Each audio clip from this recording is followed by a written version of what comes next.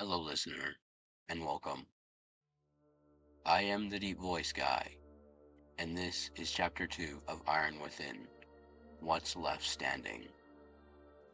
By noon, the roads were almost impassable. Wrecked vehicles, some rusting, some burned, littering the shoulders. Windows had been smashed out. Occasionally, they passed homemade barricades, makeshift log and wire checkpoints, manned by unknown militias. Red flags, blue flags, black flags, no flags at all. Each one a gamble. They kept to back roads. Eddie sat in the passenger seat of Judas's truck, rifle slung across his lap. His eyes scanned everything. Movement in the tree line, shadows near ditches, signs of life. Henry followed in the armored sedan. Hands gripped the steering wheel, tight enough to turn his knuckles white.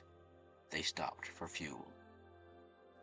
Judas's cousin, Caleb, had converted a barn into a fuel depot weeks ago, running lines from an old agricultural reserve tank. He met them with a shotgun, but when he saw the red armbands, he let them in. "You three are crazy to be out here," he said, as he filled the tanks. "Word is, Blue Cell's expanding east. Took over Riona last week. No survivors." Judas and Eddie exchanged looks. "We're not running," Judas replied. "You should be," Caleb muttered, then spit into the dirt. They decided to seek out more allies, Judas's grandparents. This was a mistake. They were blue. Gunfire erupted the moment they saw the red markings. Judas and Eddie ducked for cover, but Henry was hit 5 times. His body crumpled, lifeless. But it didn't stick. Hours later, Henry opened his eyes. The porch was empty. He rolled, crawled, ran. He made it to Sam's house, his girlfriend.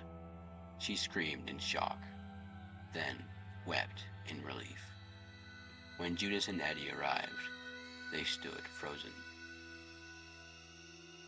"He was dead. Shot 5 times," Judas whispered. Sam touched Henry's chest. "There are 6 holes." Henry finally told them everything about the attack on his family, the resurrection, the confusion. "I don't know how I'm alive," he said. "I just am." Later, with Henry's permission, Eddie tested the theory. He shot Henry in the chest. Again, Henry dropped. No pulse. Minutes passed. Then the bullet rolled from his body. His eyes opened. Sam wrapped him in her arms, tears falling freely. Henry didn't understand his resurrection, but he accepted it. Whatever he was now, it was more than human, and people started noticing. Word spread. The boy who wouldn't die. The Red faction began rallying behind him, not just because he couldn't die, but because he wouldn't stop fighting. But miracles came at a cost. That night, they camped behind the ruins of an abandoned fire station. Henry couldn't sleep.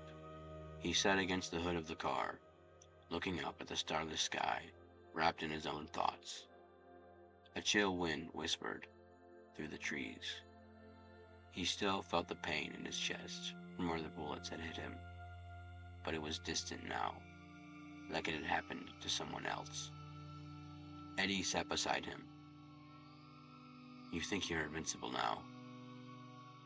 "No, just not as killable. Back when we first met, I didn't think much of you. Thought you were soft. Too nice."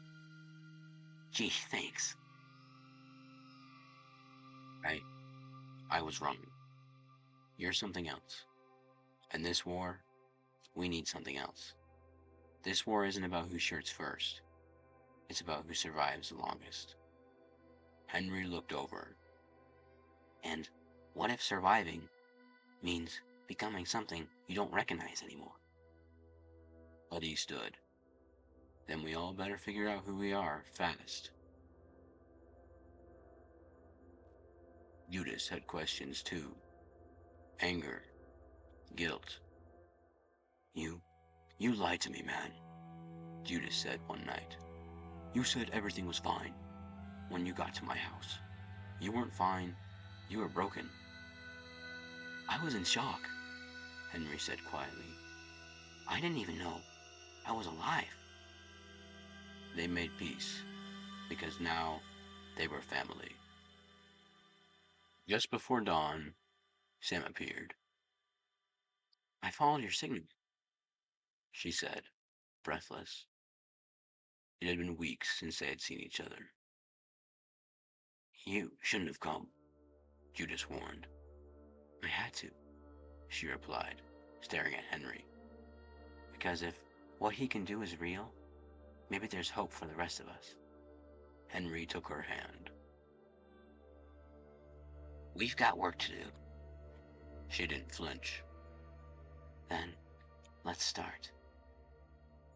Somewhere in the shadows, the blues whispered about a weapon. Something to turn the tide. Something not even Henry could survive. But Henry had faced death, and death had blinked. And now he was ready to blink back.